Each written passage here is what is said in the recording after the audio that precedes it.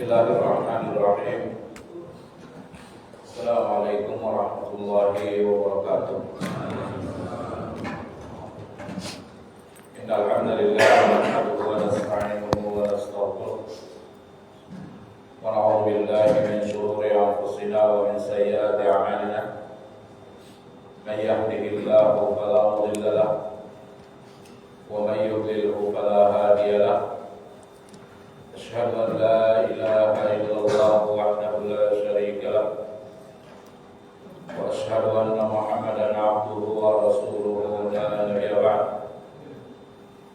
اللهم صل على محمد وعلى آله وأصحابه أجمعين. أما بعد, kita lanjutkan kembali selingan kajian Tazkiyatun Nafs. Pada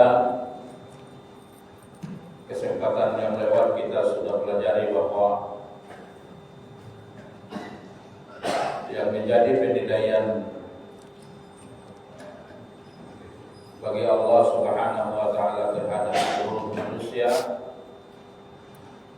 adalah hatinya, bukan fisiknya. Nabi sallallahu alaihi wasallam bersabda, "Innallaha la yanzuru ila suwarikum wa la ila ajsadikum, walakin yanzuru ila qulubikum." Nabi sallallahu alaihi wasallam berkata, Allah tidak melihat bentuk kalian, tidak melihat tubuh kalian, akan tetapi yang Allah lihat, yang menjadi penilaian bagi Allah adalah bagaimana hati kalian.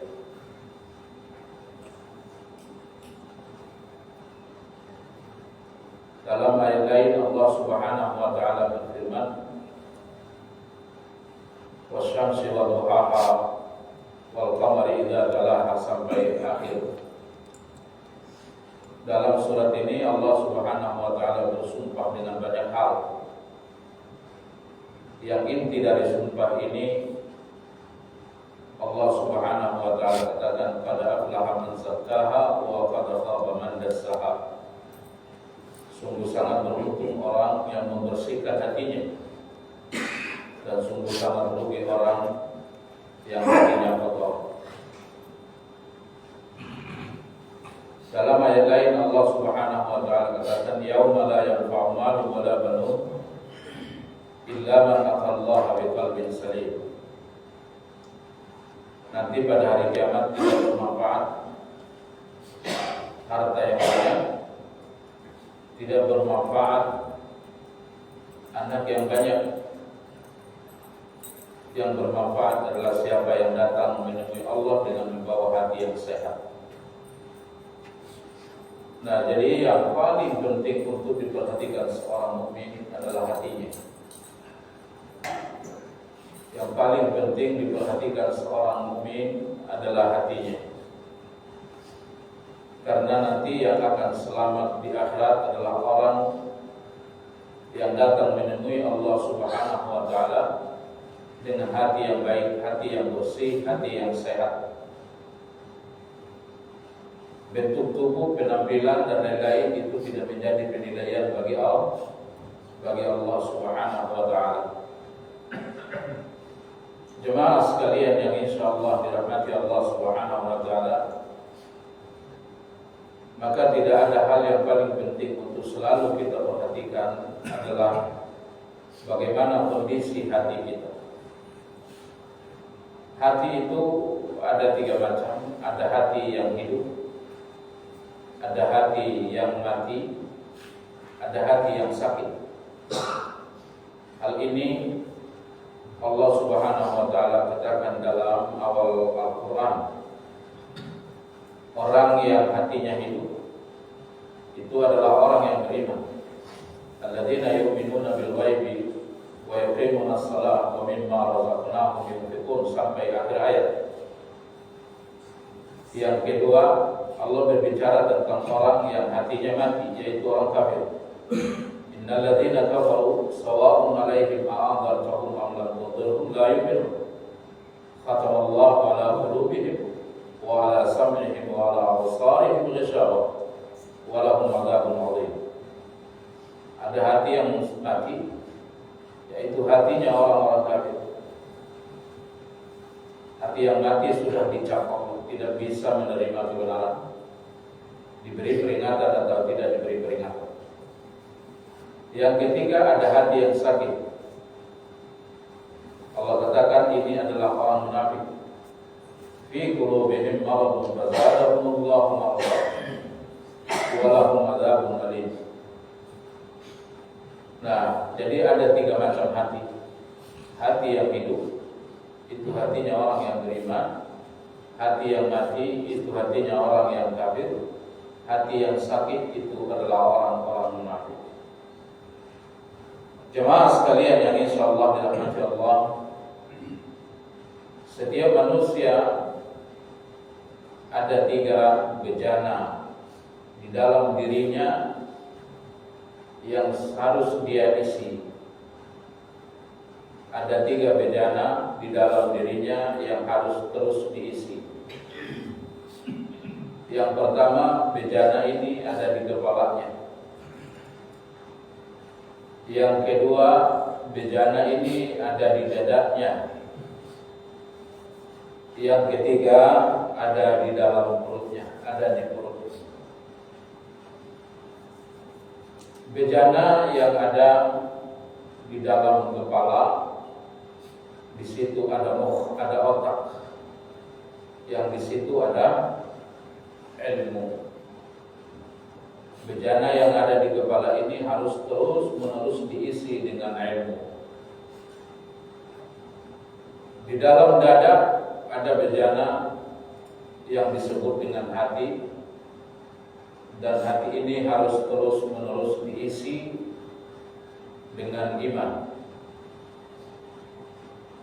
Lalu di bawahnya ada perut, dan perut ini harus diisi dengan apa? Makanan, minuman. Kira-kira setiap hari mana yang diisi?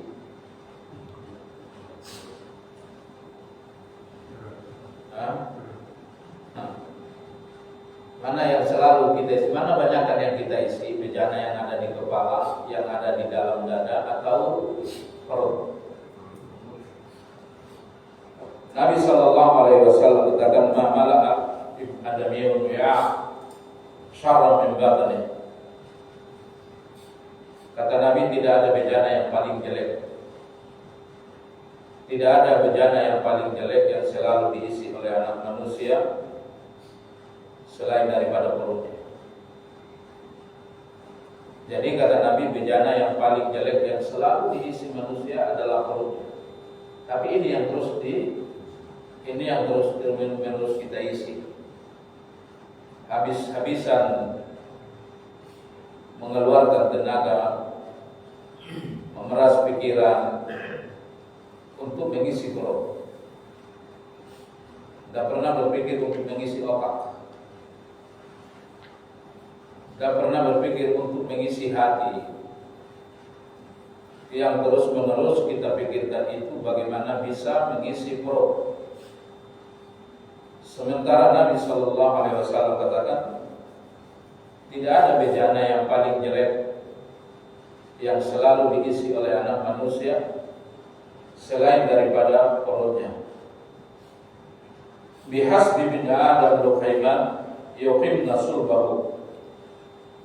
Padahal kata Nabi, cukup bagi anak manusia itu lukaiman beberapa suap saja. Padahal kata Nabi, cukup bagi anak manusia itu untuk beberapa suap saja untuk menopang persendiannya, sehingga ia kokoh untuk berdiri, kokoh untuk berjalan. Nah, jadi kata Nabi, sebenarnya kita tidak membutuhkan makanan yang banyak untuk dimasukkan ke perut.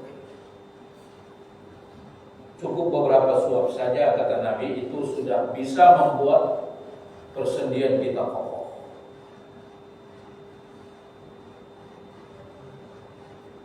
Artinya dasarnya memang lambung manusia itu kecil. Lambung manusia itu kecil, cuma dilatih jadi besar.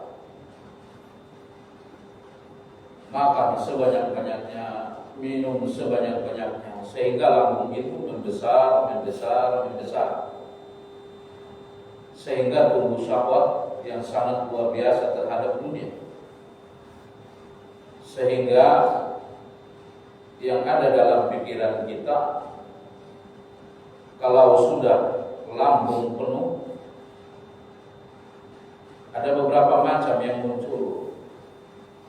Yang pertama, otak tidak begitu berfungsi. Kalau lambung terus yang diisi. Yang kedua, malas. Kalau kekenyangan terus, bawaannya ngantuk, badan berat, sehingga kita malas. Yang ketiga, yang selalu ada dalam pikiran kita adalah bagaimana supaya bisa mengisi perut.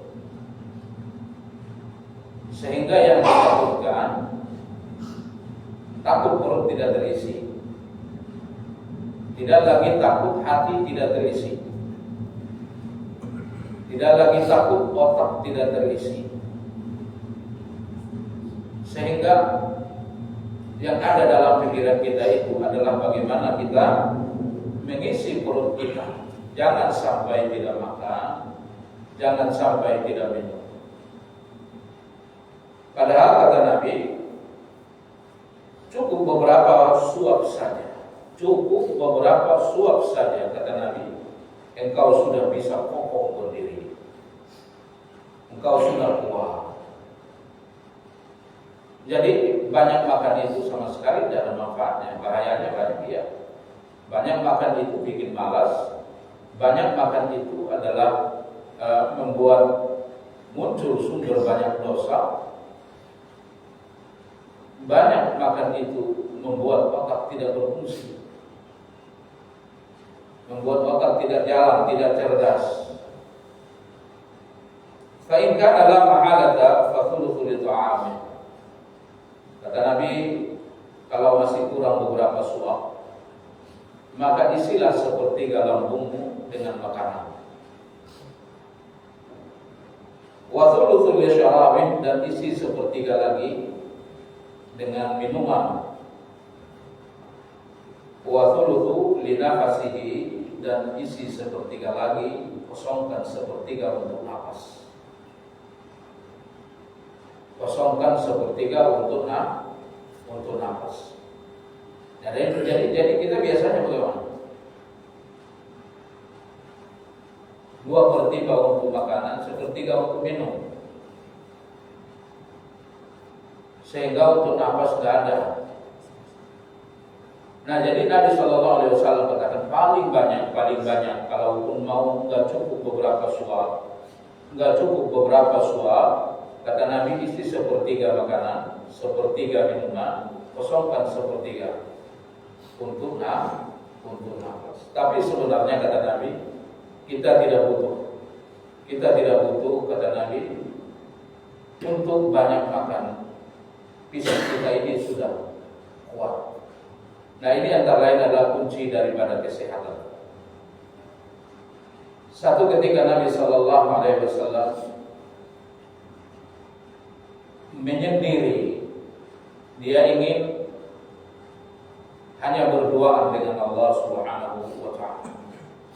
Dia ingin beribadah kepada Allah Subhanahu wa ta'ala.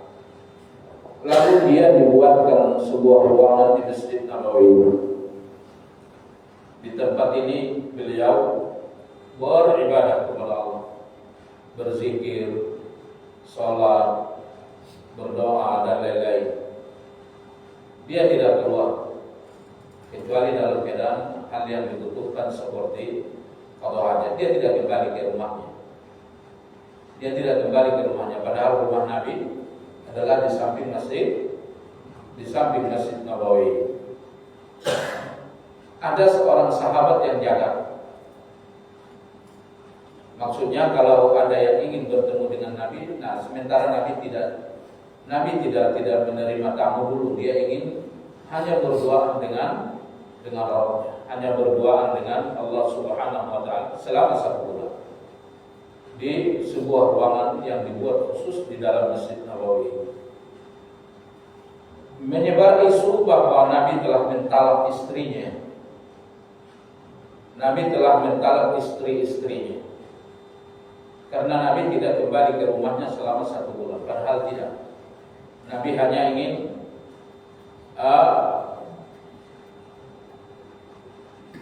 menikmati kenikmatan yang sangat luar biasa, yaitu ketika berduaan dengan Allah Subhanahu wa taala. Sebenarnya tidak ada nikmat yang paling mahal, yang paling tinggi di atas dunia ini ketika kita benar-benar dekat dengan Allah Subhanahu wa taala. Satu ketika ada seseorang, dia ingin masuk ke dalam Islam. Lalu dia mengajak seorang syekh dari Saudi untuk berdialog tentang ketuhanan Yesus. Lalu syekh ini menerangkan semua ayat-ayat yang berkaitan dengan itu. Yang akhirnya orang ini benar-benar meyakini bahwa tidak ada ilah selain daripada Allah Subhanahu wa taala. Setelah beberapa lama berdialog, ini orang menarik napasnya dengan sangat dalam-dalam. Lalu dia katakan, asyhadu an la ilaha illallah wa asyhadu anna Muhammadar Rasulullah. Lalu dia keluarkan napas dengan begitu sangat lega. Lalu dia berkomentar, tidak pernah aku mendapatkan kenikmatan selama hidupku kecuali saat ini. Maka dari itu Allah Subhanahu wa taala katakan, "May yuridillahu an yahdiyahu yashrah sadrahu lil Islam." Siapa yang Allah inginkan berikan ia hidayah, kata Allah, Allah akan jadikan dadanya lapang untuk bisa menerima Islam. Dadanya lapang. Dada dengan hati beda. Beda. Kalau dada itu tempatnya hati, maka Allah katakan, innallaha alimun bima fis sudur. Allah Maha tahu dengan apa yang ada di dalam dada. Apa yang ada di dalam dada adalah hati. Allah tahu apa yang ada di dalam hati. Nah, jadi kalau orang itu hendak diberikan Allah hidayah, Allah jadikan dadanya lapang sehingga ia bisa menerima Islam itu dengan baik. Kalau dada lapang itu berimbas ke wajah. Kalau dada seseorang lapang, wajahnya pun ceria. Dia akan bahagia dan lain-lain. Nah, ini orang mengatakan, tidak pernah aku mengalami kenikmatan selain kenikmatan yang aku alami saat ini. Inilah waktu yang pernah aku alami kebahagiaan yang sangat luar biasa. Seolah-olah begitu aku mengucapkan 2 kalimat syahadat, keluar semua kejahatan dari dalam hatiku, dan Allah masukkan kebaikan-kebaikan ke dalam hatiku. Nah, jadi kenikmatan yang sesungguhnya adalah ketika kita berduaan dengan Allah, ketika kita beribadah kepada Allah, ketika kita mencintai Allah. Kira-kira kalau Anda pergi ke Masjidil Haram, apalagi umpamanya Anda baru pertama sekali ke Masjidil Haram, biasanya di sini orang menikmati kenikmatan beribadah. Air matanya akan terus tertumpah. Dia beribadah dengan sangat baik. Kira-kira lagi beribadah dengan sangat baik, sangat menikmati di Masjidil Haram, ada yang ngajak pergi jalan-jalan mau? Tidak mau. Nah, jemaah sekalian yang insya Allah dirahmati Allah Subhanahu wa taala. Nah, maka dari itu Nabi sallallahu alaihi wasallam dia ingin meluangkan waktu untuk berdoa dengan Allah saja 1 bulan penuh, sehingga dibuatkan sebuah kamar di Masjid Nabawi. Dia beribadah kepada Allah, berzikir, dia munajat kepada Allah. Dia tidak keluar ke rumahnya, tidak menemui istri-istrinya, sehingga menyebar isu bahwa Nabi telah mentalak semua istrinya. Lalu Abu Bakar menemui putrinya Aisyah. Abu Bakar mengatakan, wahai putriku, apa benar Rasulullah mentalak? Kata Aisyah, Allah wa Rasulullah alam. Saya nggak tahu dia menalak aku atau tidak. Lalu Umar juga menemui putrinya Hafsah. Dia mengatakan, wahai putriku, apakah Rasulullah mentalak dirimu? Hafsah mengatakan, wallahu a'lam. Saya tidak tahu. Allah yang tahu, Rasulnya yang tahu. Yang jelas, sudah lama Rasulullah tidak pulang ke rumah. Rasulullah sallallahu alaihi wasallam berada di dalam kamarnya munajat kepada Allah. Lalu Umar masuk ke Masjid Nabawi. Lalu penjaga sahabat tadi yang menjaga kamar Rasulullah yang ada di masjid, beliau tidak mengizinkan Umar masuk bertemu dengan Rasulullah. Kata Umar datang bukan untuk menanyakan istri-istri Rasulullah. Umar datang karena Umar sudah kangen mengucapkan salam kepada Rasulullah. Nah, jadi kata Umar dengan suara agak kencang sehingga Nabi dengar. Aku datang menemui Rasulullah bukan untuk menanyakan apakah dia sudah mentalak istrinya, sehingga dia tidak keluar untuk menemui istrinya. Bukan, karena aku sudah rindu. Sudah sebulan aku tidak mengucapkan salam kepada Rasulullah sallallahu alaihi wasallam. Lalu Rasulullah sallallahu alaihi wasallam mengatakan, silakan masuk wahai Umar. Silakan masuk wahai Umar. Lalu Umar masuk, dia katakan, assalamualaikum ya Rasulullah. Lalu Rasulullah sallallahu alaihi wasallam bangun dari tidurnya. Ternyata Rasulullah sallallahu alaihi wasallam tidur di atas anyaman daun kurma. Jadi waktu itu Masjid Nabawi itu ada keramiknya nggak ada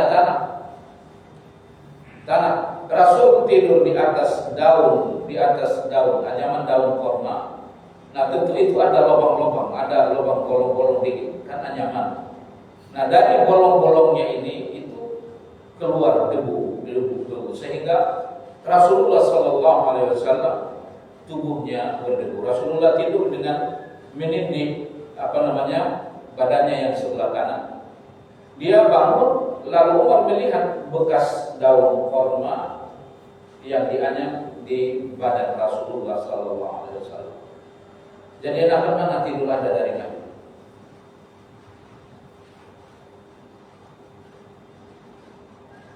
Enakan mana tidur kita dari Nabi? Nabi siapa? Kita siapa? Bukankah Nabi manusia terbaik? Bukankah Nabi orang yang paling dicintai Allah? Maka melihat pemandangan itu Umar nangis. Umar menangis. Apa kata Umar? Ya Rasulullah, bukankah seharusnya engkau lebih pantas menikmati dunia ini dari mereka raja-raja Romawi, dari mereka raja-raja Persia itu? Engkau adalah manusia terbaik. Engkau adalah manusia yang paling Allah cintai. Tapi beginilah keadaan. Mereka orang-orang Romawi, raja-raja Persia itu, mereka engkar. Mereka orang kafir, tapi mereka menikmati dunia ini. Umar menangis. Kata Rasulullah, kenapa engkau menangis wahai Umar? Ada apa dengan aku, dengan dunia? Umar, "Lau kanatid dunya tusawi 'inda Allah janaha ba'udah, lama razaqallahu kafiran walau syurbatana." Wahai Umar, seandainya nilai dunia ini ada sehelai sayap lalat saja. Seandainya nilai dunia ini ada dalam pandangan Allah sehelai sayap lalat aja, lama razaqallahu kafiran walau syubbata ma.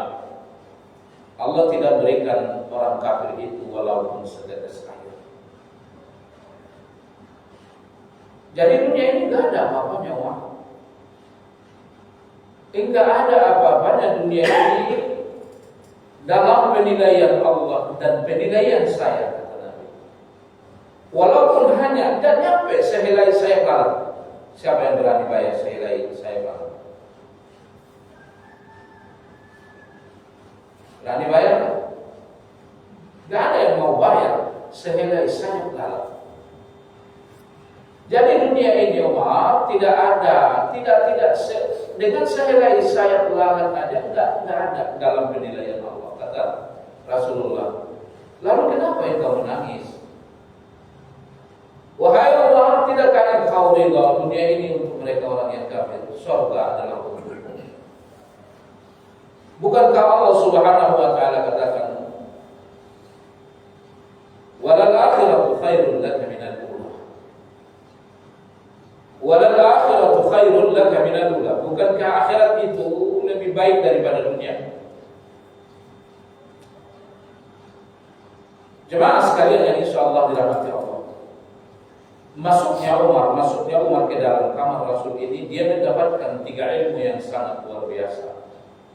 Dia mengatakan bahwa dia mendapatkan ilmu yang pertama, bahwa dunia ini tidak ada nilainya sama sekali walaupun sehelai sayap lalat. Tapi kita habis-habisan, hancur-hancuran mengabaikan iman, mengabaikan ilmu gara-gara dunia. Ilmu yang pertama kata Umar yang dia dapatkan bahwa tidak ada nilai dunia sama sekali dibanding dengan surga walaupun hanya sehelai sayap lalat. Yang kedua, ilmu yang didapatkan oleh Umar adalah semakin dalam iman seseorang, semakin bagus iman seseorang, semakin zuhud dia. Semakin bagus iman seseorang, semakin zuhud dia. Apa yang maksud zuhud? Zuhud tidak bangga dengan apa yang dia dapatkan, tidak sedih dengan apa yang hilang. Jadi dunia nggak ada menjadi tujuan hidup.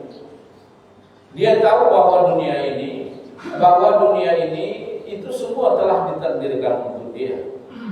Dia ngerti bahwa nggak ada tujuan hidupnya yang sesungguhnya selain daripada supaya dia beriman dan beribadah, bukan dunia. Sehingga dunia tidak mengganggu hidupnya. Dia dapat dunia pun udah berubah ibadahnya, tidak jadi sombong dia. Dia kehilangan dunia pun dia nggak bersedih. Dia nggak bangga dengan apa yang datang, nggak sedih dengan apa yang hilang. Nah, maka dari itu pelajaran yang kedua yang didapatkan oleh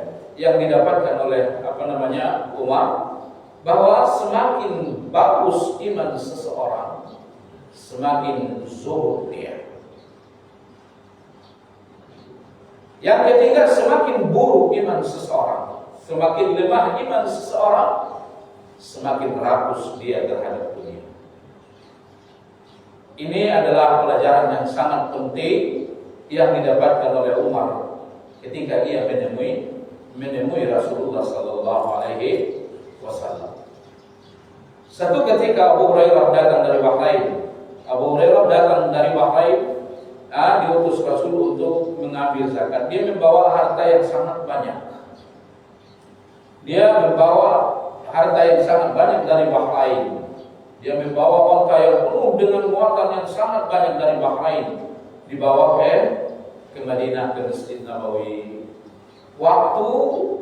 Masuk waktu subuh.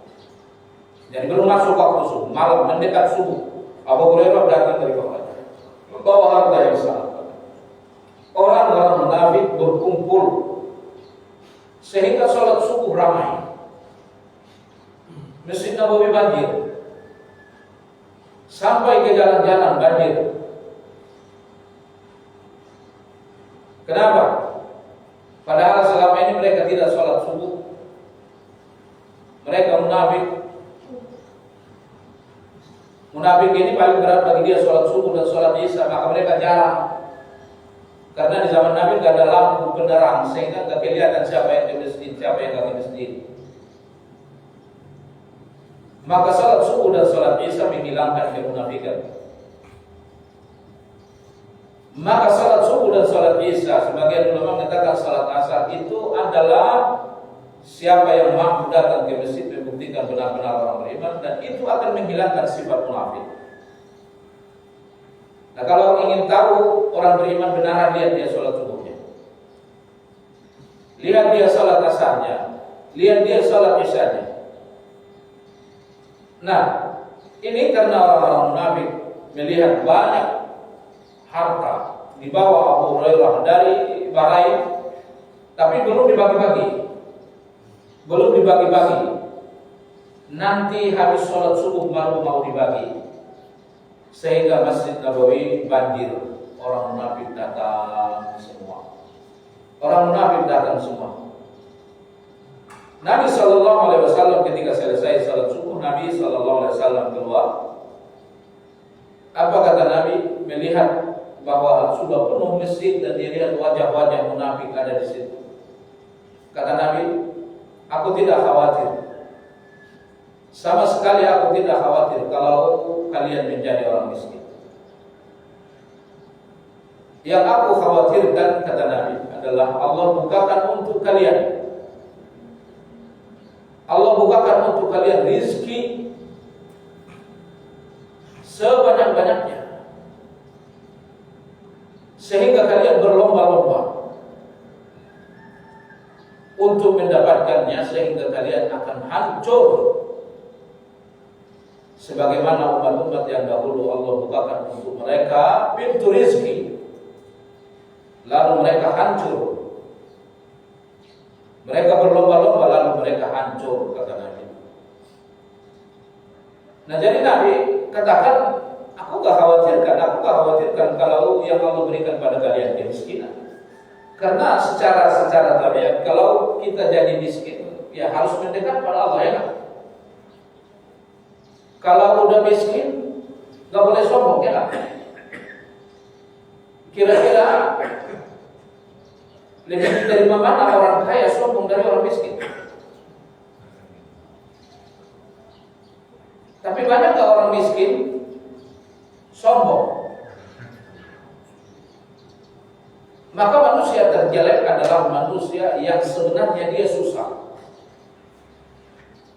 tapi pura-pura jadi orang kaya, sombong dia. Ini manusia terjelek, kata Nabi. Nah, jadi secara tabiat kalau manusia itu sebenarnya sudah susah, sudah miskin, dia harus mendekat kepada Allah. Dia tidak boleh sombong.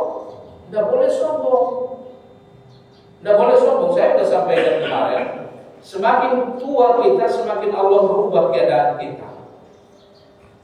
Semakin kita sakit-sakitan, gak usah pusing, emang udah usia sakit. Ngapain pusing?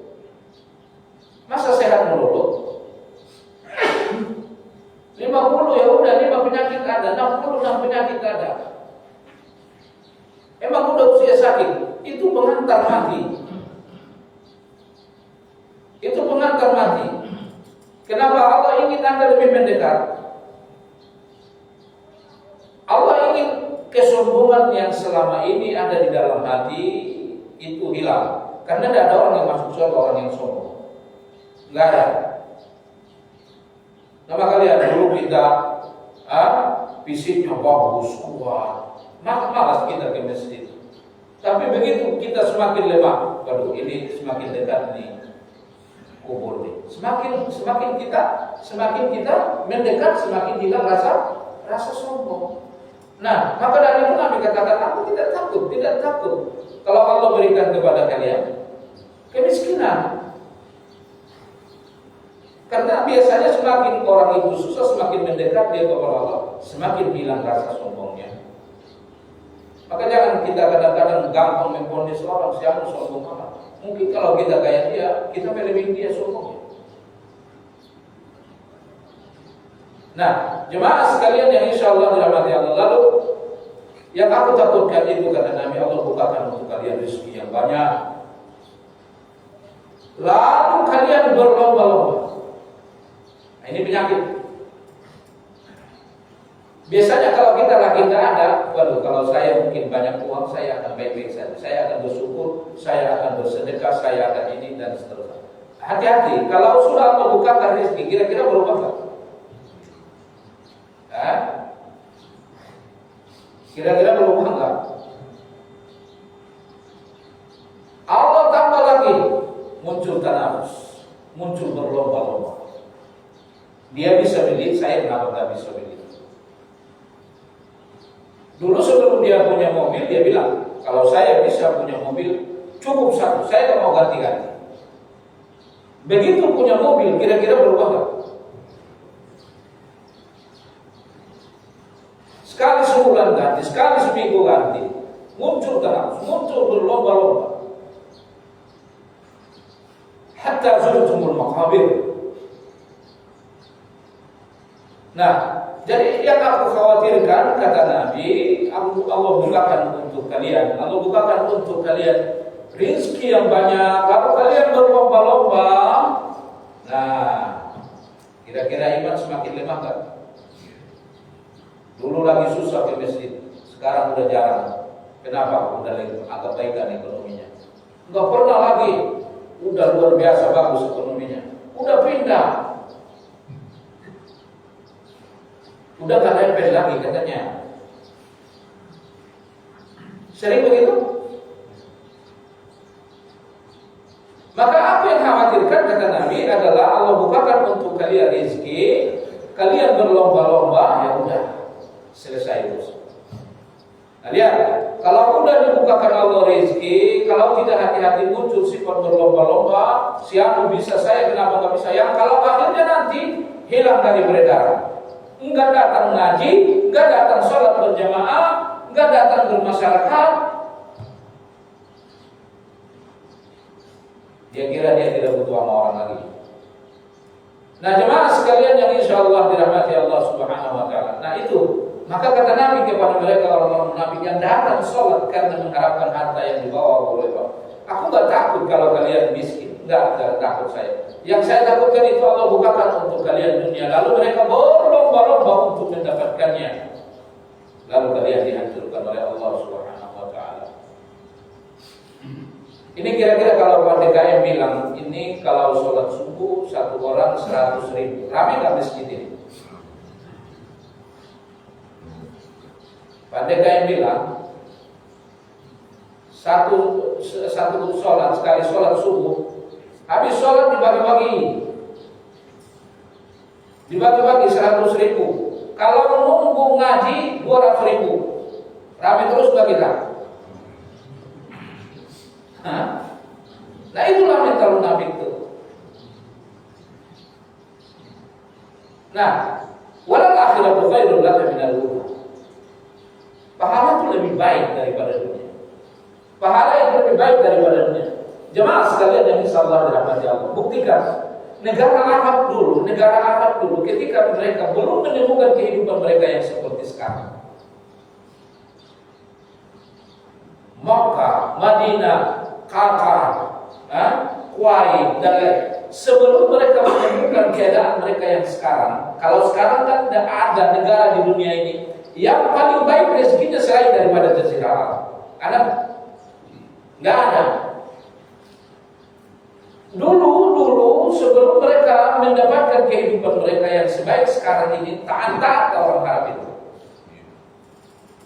Tak ada. Nah sekarang Allah bukakan bagi mereka rezeki sehingga tidak ada di muka bumi ini negeri yang paling bagus rezekinya, selain daripada Arab. Nah lihat Arab ini sekarang keadaannya kayak apa?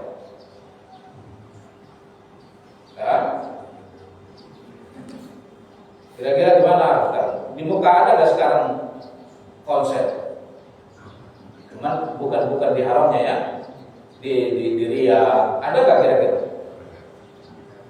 Berubah kan sekarang? Lihat bagaimana di Kuwait, lihat bagaimana di Qatar, lihat bagaimana di Abu Dhabi. Coba kalau masuk di Abu Dhabi, setiap hotel pasti ada di situ bukan kalau istilah kita.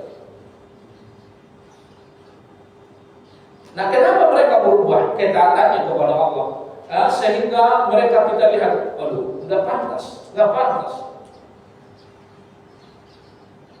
Kita lihat sekarang, umpamanya di Saudi berubah, pegawai di bandara sekarang udah ada perempuan, dulu ada.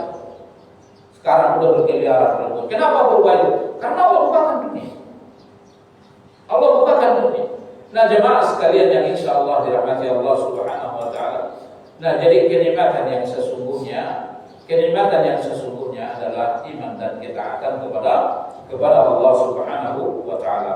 Nah, maka dari itu kata Umar, ilmu yang sangat luar biasa yang saya dapat dalam pertemuan dengan Rasul adalah pertama, ternyata nilai dunia ini tidak ada, walaupun hanya sehelai sayap lalat saja. Apakah Anda tidak ridho dunia ini bagi mereka orang kafir, lalu Anda mendapatkan surga? Lalu yang kedua, semakin bagus iman seseorang, semakin zuhud dia. Semakin buruk iman seseorang, semakin kaya, semakin bagus. Jemaah sekalian yang insyaallah dirahmati Allah, kembali pada kajian kita. Nah, jadi ternyata dalam diri kita ada 3 bejana yang selalu harus terus-menerus diisi. Ada 3 bejana yang harus terus-menerus diisi. Adalah pertama, bejana yang ada di kepala kita. Isi terus-menerus dengan ilmu. Tidak boleh berhenti untuk mendapatkan ilmu. Tidak boleh. Ilmu penting kan? Mau masuk surga apa? Anda kalau mau bangun rumah, cari tukang yang bisa bikin rumah atau cari tukang yang bisa bikin rusak rumah?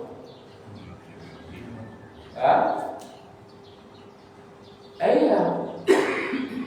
Dalam hal apa aja yang kita inginkan di dunia ini, kita cari orang yang bisa melakukannya, yang benar-benar itu ahlinya. Lalu bagaimana kita masuk surga kalau kita tidak isi otak kita dengan ilmu-ilmu agama? Jadi coba kita renungkan mana di 3 bejana ini yang paling sering kita isi. Kepala diisi dengan ilmu, dada diisi dengan iman, perut diisi dengan makanan. Mana yang selalu kita isi? Nah, jemaah sekalian yang insya Allah dirahmati oleh Allah Subhanahu Wa Taala. Maka dari itu seorang yang beriman harus terus-menerus mengisi kepalanya dengan ilmu. Apabila kepala terus-menerus diisi dengan ilmu, maka iman akan semakin baik. Iman akan semakin baik. Kalau iman semakin baik, ibadah pun akan semakin baik kepada Allah Subhanahu Wa Taala. Jemaah sekalian yang insyaallah dirahmati Allah, kalau kita orang yang ingin diberikan Allah hidayah, may yuridillahu an yahdiyahu yashrah sadrahu lil Islam. Kata Allah, siapapun yang Allah ingin berikan kepada dia hidayah, maka Allah akan lapangkan dadanya. Allah akan lapangkan dadanya. Kita belum membahas hati. Dada dengan hati berbeda. Maka dari itu Allah katakan dalam Al-Quran, Qul a'udhu birabbin nas, malikin nas, ilahin nas, min syarril waswasil khannas, alladzi yuwaswisu fi sudurin nas. Nah, jadi kata Allah, syaitan itu mewaswasi manusia di sudur, di dada. Di dada manusia. Jadi dada itu apa? Sa'atul qalb. Dada itu antara dada ini dengan hati. Itulah sudur. Nah, jadi kata Allah, siapapun yang hendak Allah ingin berikan hidayah, maka Allah akan jadikan dadanya lapang untuk menerima agama ini dengan baik. untuk menerima agama ini dengan baik. Karena kalau dada lapang, kita akan menerima ibadah ini dengan baik. Kita akan gampang beribadah. Sehingga kalau azan dikumandangkan, kalau orang yang tidak senang dengan azan itu, kira-kira langsung sempit gak dadanya? Langsung sempit gak? Tapi kalau dia adalah orang yang memberikan Allah hidayah, begitu dikumandangkan azan, dadanya lapang, dia gembira. Datang waktu sholat lagi. Senang dia. Tapi kalau yang dadanya sempit, begitu azan dikumandangkan, waduh, azan lagi ini. Cuman kalau ke masjid gak enak, saya udah tua. Saya kalau ke masjid gak enak. Gimana kata orang? Nah, jadi kalau Allah ingin memberikan hidayah kepada seseorang, Allah akan berikan kepada dia kelapangan dada. Kelapangan dada dalam hal apa? Dalam menerima setiap perintah Allah. Lapang dadanya. Kelapangan dada dalam hal apa? Lapang dadanya meninggalkan maksiat. Ini tidak boleh. Padahal selama ini dia lakukan. Oh, saya baru tahu betul. Lapang dadanya meninggalkan, sehingga ia tinggalkan. Saya sudah sampaikan kemarin bahwa tidak ada yang tidak bisa meninggalkan maksiat. Tidak ada kecuali orang yang mendewakan syahwatnya. Orang ninggalin kok. Apa susahnya ninggalin? Tidak ada susahnya. Kecuali syahwatnya suka dengan hal itu. Maka dari itu Allah katakan, kalau aku perintahkan kalian, lakukan sekuat tenaga. Tapi kalau aku larang, tinggalkan, tidak ada alasan untuk tidak bisa. Nah, maka dari itu orang yang diberikan Allah hidayah, Allah akan jadikan dadanya lapang, sehingga lapang dadanya ketika dia waktunya beribadah, lapang dadanya, sehingga tidak lihat si gampang banget bagi dia untuk baca Al-Quran. Ya lapang dada dia kan. Kok dia istiqomah banget sholat malam, kok dia rajin banget ke masjid.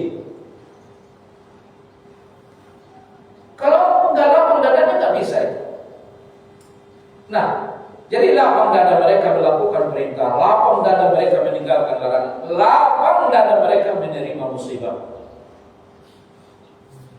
Ada musibah berat, ya berat, nangis dia nangis, tapi dadanya lapang. Dadanya lapang.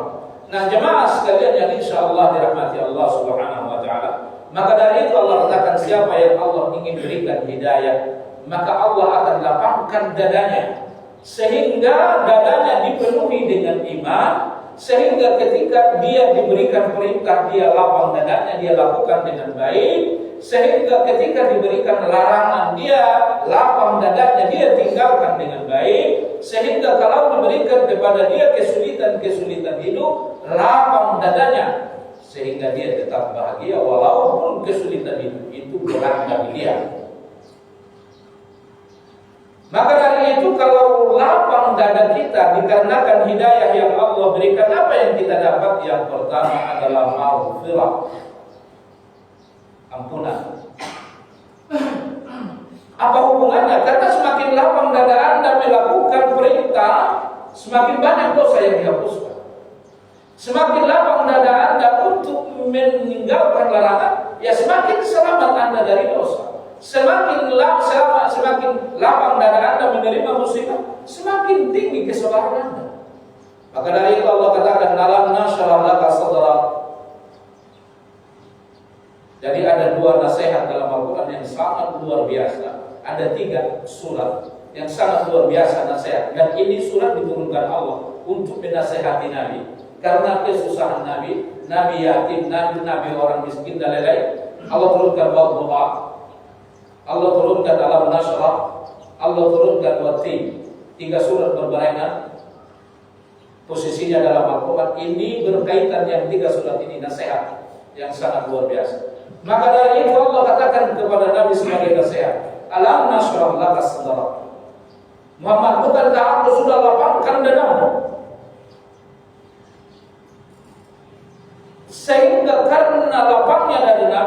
Nabi imannya paling bagus. Tidak ada orang yang paling sempurna melakukan kebaikan selain daripada Nabi. Tidak ada orang yang paling sempurna meninggalkan larangan selain daripada Nabi. Tidak ada orang yang paling sempurna kesabarannya selain daripada Nabi. Siapa yang paling hebat musibahnya di dunia ini?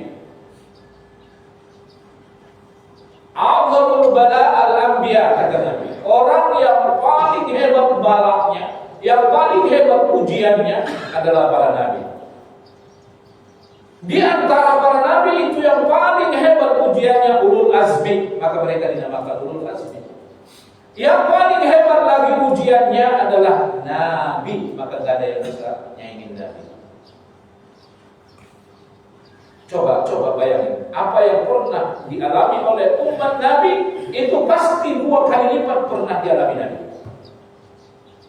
2 kali lipat dari apa yang pernah dialami oleh Nabi.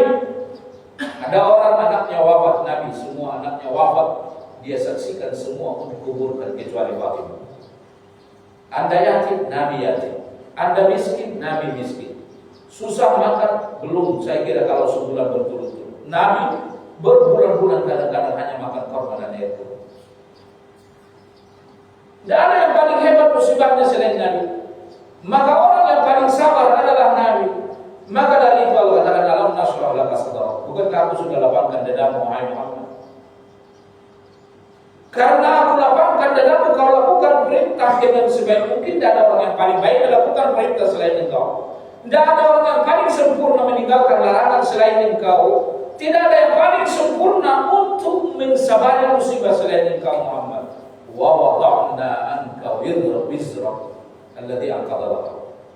Maka dari itu aku sudah letakkan bebanmu yang sangat berat yang ada di atas punggungmu. Apa bagian tubuh manusia yang paling kuat memikul beban yang berat? Bukan tangan. Orang kalau bebannya berat dia tenteng dengan tangannya. Berat dikit gak kuat dia taruh di pundaknya. Berat dikit gak kuat pundaknya dia taruh di punggungnya. Maka Allah katakan, bukankah aku telah lepaskan bebanmu yang sangat berat yang ada di atas punggungmu Muhammad. Maksudnya adalah beban yang paling berat adalah dosa. Maksudnya apa ayat ini Muhammad? Bukankah aku sudah lapangkan dadamu sehingga engkau adalah orang yang paling sempurna imannya, yang paling sempurna melakukan perintah, yang paling sempurna melanggarkan larangan, yang paling sempurna bersabar, yang paling sempurna bersyukur. Maka dari itu aku sudah ampuni semua dosa. Aku sudah ampuni semua dosamu. Nah ini dalil bahwa semua dosa Nabi telah diampuni oleh Allah Subhanahu wa ta'ala. Nah maka dari itu jemaah sekalian, semakin Allah lapangkan dada kita, semakin Allah lapangkan dada kita untuk supaya kita bisa menerima ketentuan daripada Allah, itu antara lain tujuannya adalah agar supaya dosa kita diampuni oleh Allah Subhanahu wa ta'ala. Tapi kalau enggak dilapangkan Allah, ya datang perintah sempit dadanya, datang larangan sempit dadanya, apalagi musibah tambah sempit dadanya, semua akan mendatangkan dosa. Kalau dada dilapangkan, wasa'alaka fil 'ata. Kalau dada dilapangkan, maka Allah akan mudahkan engkau memberi. Kalau memberi, haruskah kita suka memberi sama orang? Saya kemarin sampaikan, antara lain yang selalu menyebabkan hidup kita ini susah, karena kita merasa kalau kita susah, kita orang yang harus menerima terus. Hati-hati. Sementara sifat terbesar orang yang akan menjadi penduduk surga adalah wa mimma razaqnahum yunfiqun. Allah katakan dalam ayat, alladzina yunfiquna fis-sarra'i wad-dharra. Jemaah sekalian yang insyaallah dirahmati Allah, sementara kita ini ditolong Allah dan Allah berikan rezeki kepada kita kalau kita memberi. Bukankah setiap pagi 2 malaikat turun berdoa? Bangkrutkan orang yang tidak memberi, berikan rezeki pada orang yang memberi. Nah, maka dari itu semakin lapang dada seseorang, semakin Allah berikan kepada dia kemampuan untuk memberi. Ini ciri tertinggi antara lain adalah penduduk surga. Kalau orang itu semakin memberi, maka akan semakin bersih hatinya.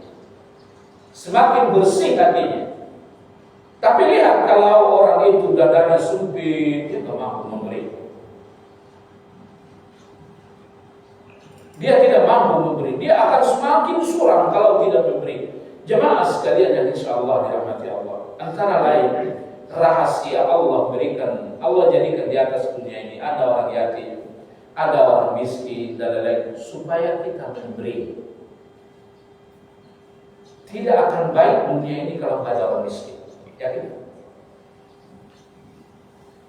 Tidak akan baik dunia ini kalau dari atas dunia ini hilang orang miskin, hilang orang yatim. Tidak akan baik dunia. Kalau dunia ini akan dihancurkan Allah, itu semua akan hilang. Maka nanti di zaman Imam Mahdi, tidak ada orang miskin. Tidak ada orang miskin. Nanti orang akan gendong uangnya, lalu mencari orang yang mau menerima sedekah. Tidak ada yang mau, karena semua adalah orang yang beruang. Ingat baik-baik, dunia ini tidak akan baik. Dunia ini tidak akan baik kecuali di atas dunia ini ada orang yatim, di atas dunia ini ada orang miskin. Maka dari itu, antara lain penduduk surga itu sifatnya adalah suka memberi, karena kalau mereka memberi itu akan membersihkan hati mereka, akan membersihkan hati mereka.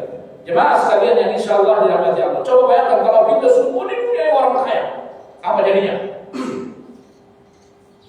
Sikut sana, sikut sini, tidak akan ada kebaikan dan kedamaian di dunia.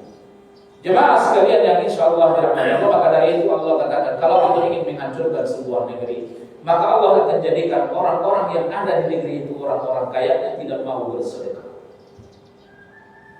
Mereka hanya mengumpulkan harta, korupsi ini itu, memperkaya diri, tidak mau berzakat, tidak mau berharta. Itu Allah akan berikan kalau Allah ingin menghancurkan sebuah negeri. Jemaah sekalian yang insya Allah dirahmati Allah Subhanahu Wa Taala, kesimpulannya bahwa tidak ada yang paling penting untuk diperhatikan setiap orang yang beriman kecuali untuk membersihkan hati. Untuk membersihkan hati. Kenapa? Karena nanti di hari kiamat tidak akan ada yang bermanfaat yang kita bawa ke hadapan Allah. Walaupun itu anak yang banyak, harta yang banyak, selain daripada hati yang bersih. Selain daripada hati yang bersih.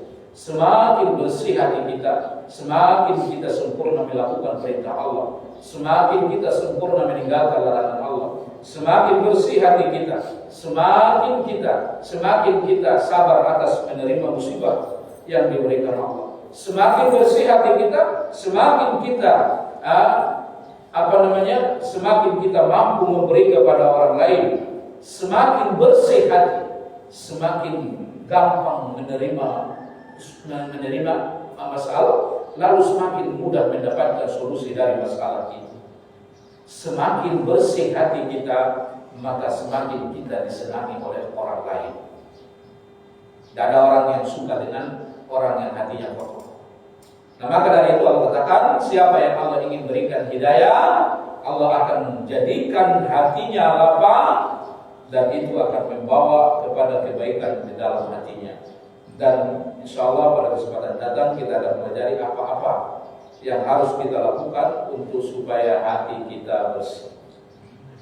Ada pertanyaan? Silakan.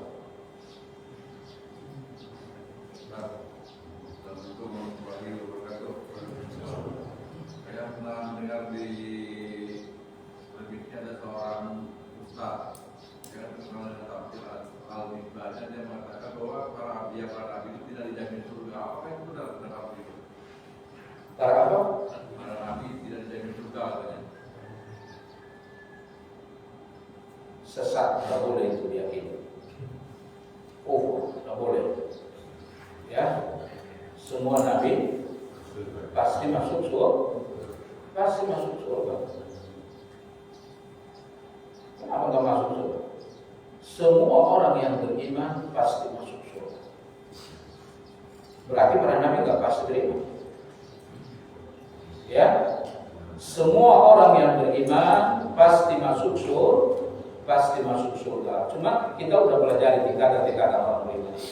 Ya, orang yang paling hebat imannya Rasulullah, lalu ulul azmi, lalu setelah itu para rasul, lalu setelah itu para anbiya, lalu setelah itu syuhada, lalu setelah itu siddiqin, lalu setelah itu syuhada, lalu setelah itu sholihin. Sholihin itu bertingkat-tingkat.